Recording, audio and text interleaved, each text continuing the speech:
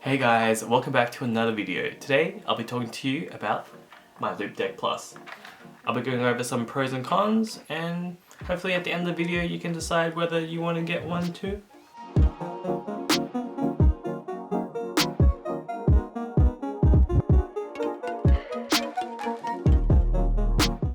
Alright, so here's a Loupedeck.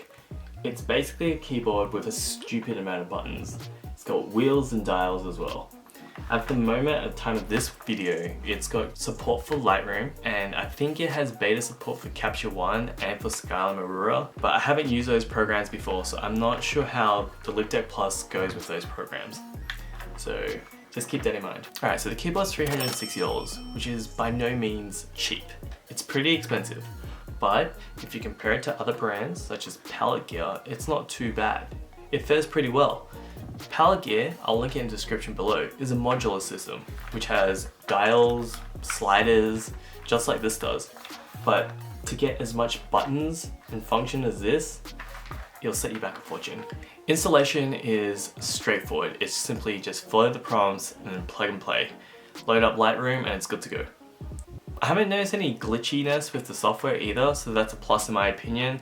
Although this keyboard is, I think, very good value for the amount of buttons you have, I do feel like it's a bit cheap in terms of the materials that's being used. And for $360, I kind of expected a little bit more. Like, have a sound of these buttons, ready? Yeah, it doesn't sound that great. And these dials, all these wheels at the top, these dials here don't have any tactical feedback when you turn them either, but only when you click on them. It's probably really important to know that you can't control every single Lightroom feature using the Loupedeck. For example, the curves and split toning, I haven't been able to control those ones and I'm not sure whether you can. If you know how to do it and you have a Loupedeck and you've done it before, like, hit me up in the comments below because I would love to know. Other than that, all the basic controls are there, but it's pretty basic. For example, the hue, the saturation, the luminance. There's also the exposure, the shadows, the highlights, the blacks and whites and contrast. You can control those as well.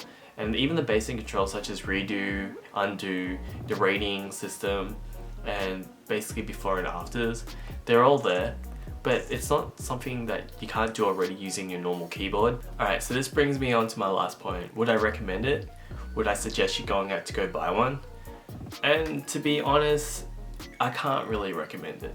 The reason being is that, yeah, it's a really cool keyboard. It has all the functions that you'll generally use in Lightroom, but it doesn't reduce my workflow or speed up my workflow in any way.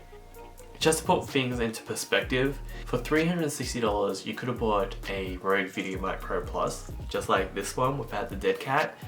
You could have got 3-4 terabyte hard drives, you know, to store your photos in the long run, or even buy 654 packets of Mega N, which will last you almost 2 years. And you know what? Most of us have too much gas and are probably starving. So 654 Mega N starts to look real good. Hey guys, that draws this video to the end. If you enjoyed it, give me a thumbs up, subscribe. It's actually my first tech review. I have no idea how I'm doing. Your comments are appreciated. If you didn't like the video, put it in the comments below. I'll read it and I'll take it into consideration. But yeah, subscribe for future videos and I'll see you in the next one. Bye!